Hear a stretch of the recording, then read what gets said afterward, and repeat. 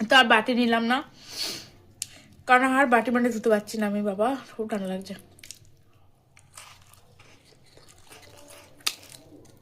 মানে মেয়েরা সবার সব থালা ধুতে পারবে, এত তো বাটি ঘটে ধুতে পারবে, কিন্তু নিজের একটা থালা ধুতে পারবে না, খুব কষ্ট।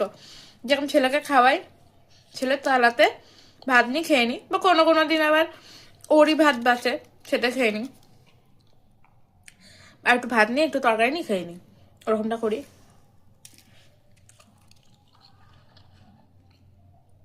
নিজেরটা ওই গুছিয়ে ওরকম করে নিয়ে আমার হয় না। আমার কেন, কোনো মেয়েরই হয় না। আমার দেখা নেই গো সেরকম মেয়েদের যারা নিজেরটা গুছিয়ে নেয়।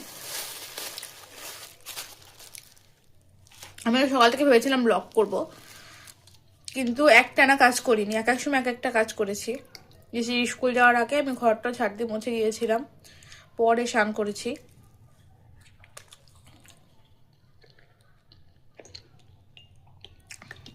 এখন কথা নিশ্চয়ই স্কুল তাড়াতাড়ি ছুটে যাচ্ছে, মানে 11টা থেকে 12:30।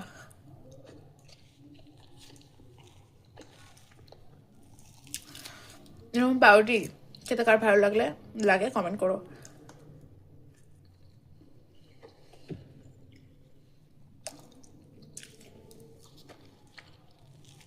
আগে খেতাম না, মানে 6 মাসে 9 মাসে একদিন, এখন প্রায় দিনই খাওয়া হচ্ছে। পাড়ার দোকানটাতে পাউরুটি আছে, ওখান থেকে প্রায় দিনই, মানে প্রতিদিনই বলতে পারো, হয়তো সপ্তাহে 6 দিনই পাউরুটি নিয়ে এসে খাচ্ছি। জানি ঠিক না, ময়দা দিয়ে করা। এমনি আমার ঘরে আমি ময়দা কিনি না,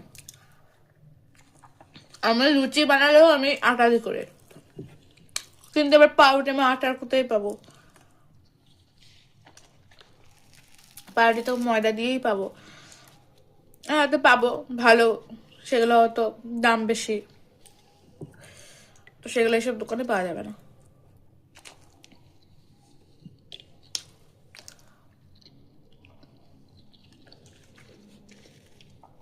চাটা খেয়ে আমি লেপের তলায় বসবো।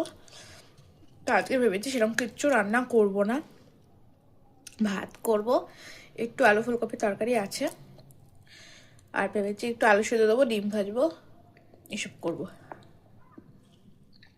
ফ্যানে ভাতও করতে পারি, কারণ শুধু ভাত আলু সেদ্ধ করলে আবার আমাকে ডাল করতে হবে, ফ্যানে ভাতও করতে পারি। আর ভেবেছি বাঁধাকপির বড়া ভাজবো, তো ঠিক নেই এখনো, এটা ভেবে রেখেছি। কারণ যখন